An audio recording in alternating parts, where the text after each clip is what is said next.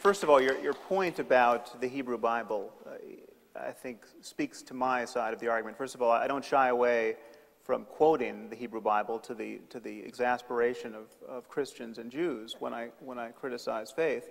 I think books like Leviticus and Deuteronomy are the most terrible books. I mean, the killing never stops in these texts. The difference is... But you don't think that Jewish mothers are educating their children in that they are tradition? Not. They are, and you have, if I dare say, some. Do we have some Jewish fanatics? One killed Rabin, remember? So well, one walked into a mosque in Hebron and shot 39 so some people are doing it, but prayer. I think just to join the argument, and I'll give you all the time you want on this, the argument that Hedges has made, at least that I'm making, I can't speak for Hedges, is that there are all these Muslims out there who are not teaching their kids this interpretation of the Quran any more than most Jewish mothers are, okay? I mean, I've traveled in Indonesia, I've traveled in a lot of these places. That was not the norm. It was not the norm in Palestine. It was not the norm, evidently, in Iraq before we invaded, okay, as far as we can see. It was not the norm, you know? In fact, I don't think we've still had one Iraqi suicide bomber go somewhere else outside of Iraq to blow up anything. These people actually came from Saudi Arabia, remember, which was one of the places we liked.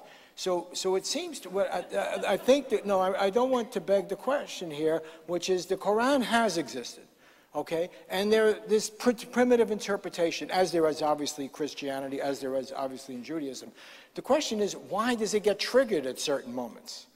Well, I think it has been triggered continuously. And the difference, I might point out, is the spread of destructive technology. I mean, this is why we have to be so worried about these apocalyptic visions of life that essentially tell people that death is an illusion, and in fact, you get everything you want after you die, and that human history is going to end in some kind of glorious conflagration where the good people, if you're a Christian, are going to be brought up into the sky and allowed to witness this rather sacred end to human history. This is believed by people on all sides, Christian, Muslim, and Jewish, some subset of each. And when you marry that to our technological capacity, which is not going away, I mean, we're not going to uninvent the knowledge about how to make weapons of mass destruction, it becomes an increasingly dangerous situation.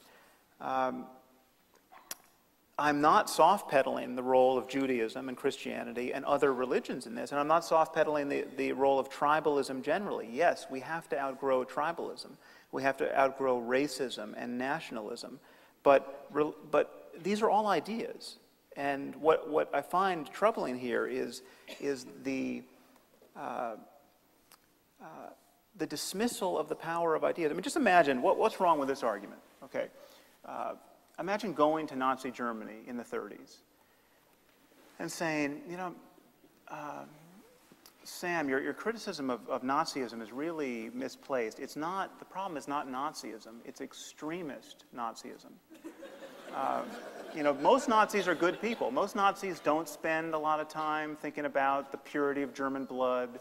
They're not. I mean, they're just they're these nice grandmothers who love to see their grandchildren in those youth camps with their shirts off, and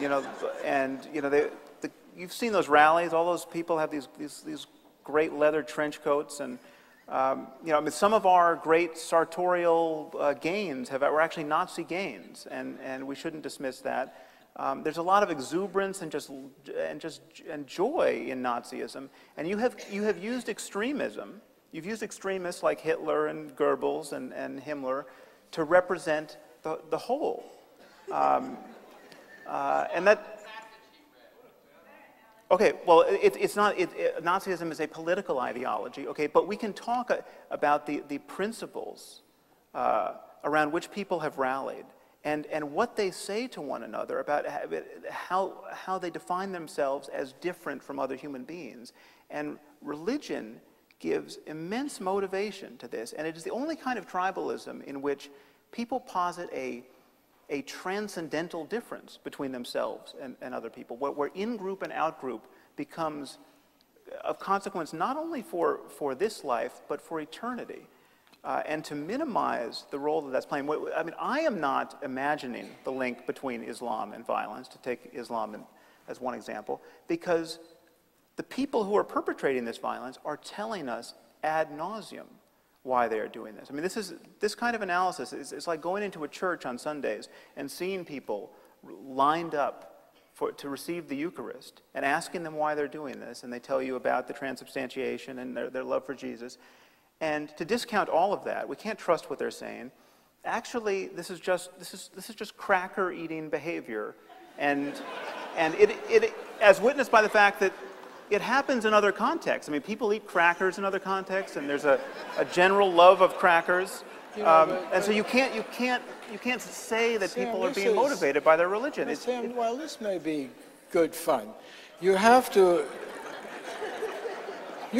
explain why this religion takes hold at certain moments and does not at others. The fact is, if the power... I reject that analysis. No, but if the power is in the religion, and you say it's there in the Hebraic religion, only it's not operating now because Jewish mothers are not doing that, and we know in large parts of the Muslim world it's not operating. They don't read the Quran that way. They don't follow the religion that way, including large parts of the Arab world through much of the history. And then you have the example of Ireland, which was mentioned before, where you have Protestants and Catholics reading what should be the same text and killing each other for well over a century. It seems to me you're begging the question of why does it occur at certain moments and not at others? And you're saying it's in the text. If it's in the text, then it should occur all the time. Well, the Quran was there in Egypt when it was secular, and it's there when the religious movements come along. I think it has occurred all the time. To answer your question in two parts, why is it not happening to the same degree among Jews and Christians at this moment? When you look at the history of Christianity and Judaism, and I'm not minimizing the role they're playing now, most of my writing is about not Islam, but about Christianity at this point.